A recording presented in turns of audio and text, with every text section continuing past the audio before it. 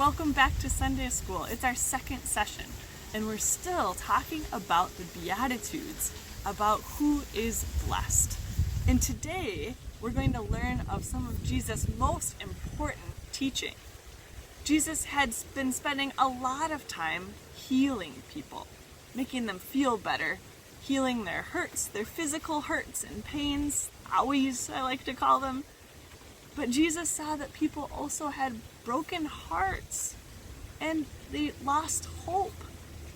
And after healing so many people, Jesus decided to care for them in another way.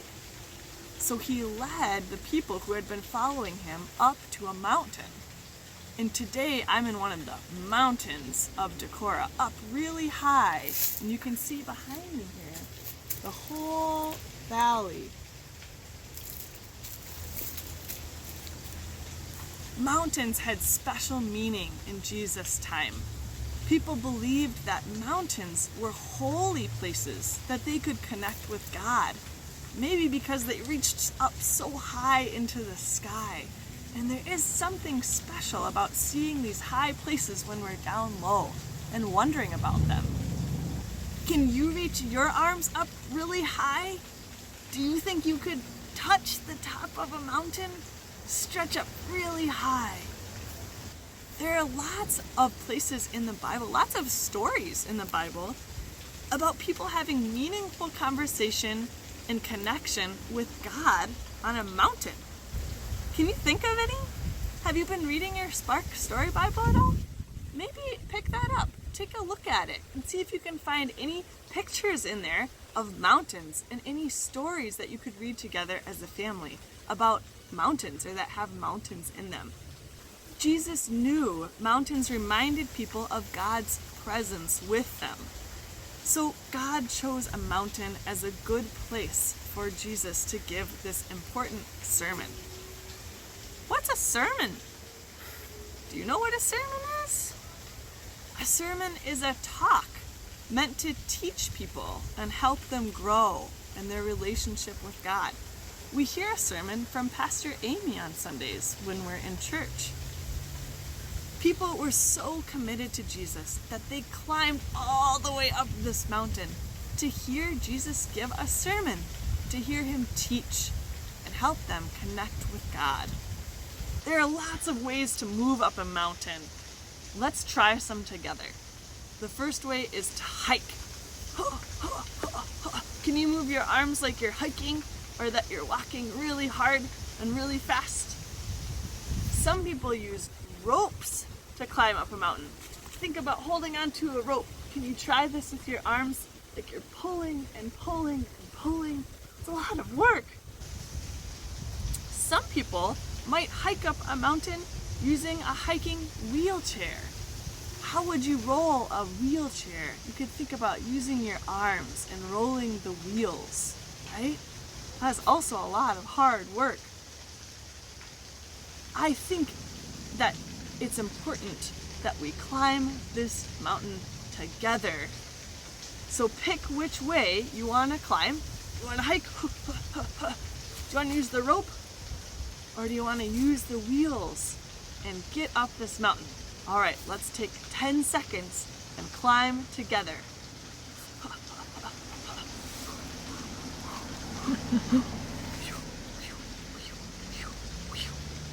Phew.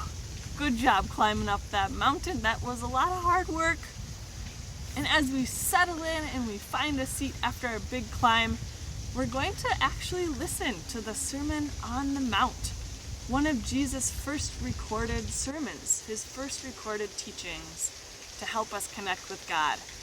In this, Jesus lists 9 ways that people are blessed. We talked a little bit about blessed in our first session. Remember that blessed means satisfied or honored, especially by God. People thought that being happy or content was a result of their situation or how life was going for them.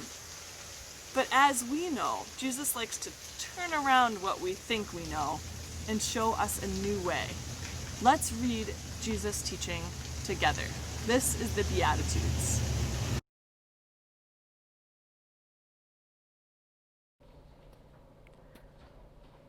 When Jesus saw the crowds, he went up the mountain, and after he sat down, his disciples came to him.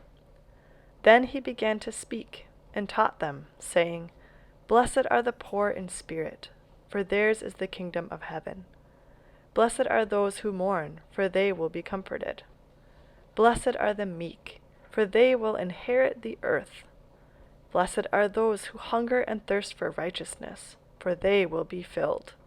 Blessed are the merciful, for they will receive mercy. Blessed are the pure in heart, for they will see God. Blessed are the peacemakers, for they will be called children of God.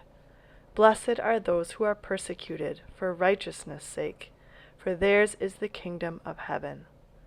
Blessed are you when people revile you and persecute you and utter all kinds of evil against you falsely on my account. Rejoice and be glad, for your reward is great in heaven. For in the same way they persecuted the prophets who were before you."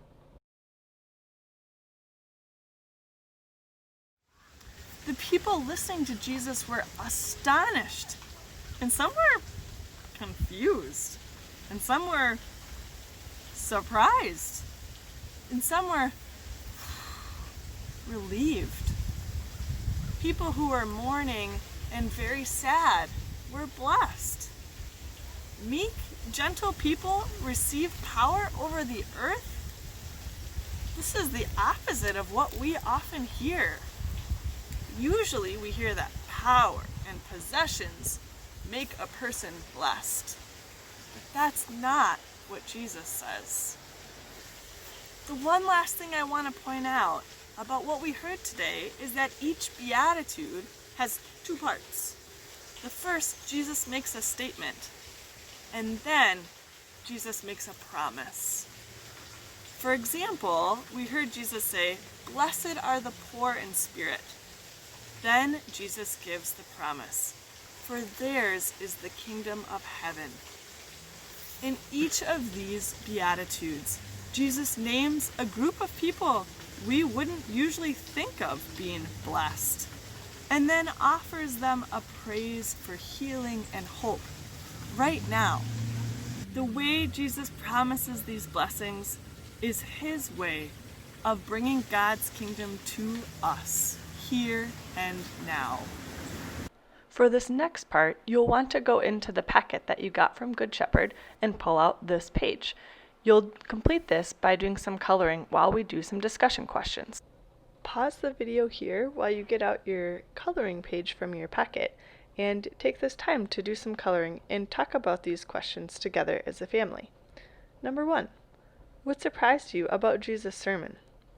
Number 2, what do you think it means to be blessed? Number 3, how do you think the people hearing these promises felt? And number 4, what are some Beatitudes that you could write or say for people here today? Now it's time to think about what it would be like to climb a mountain. Climbing could be exhausting.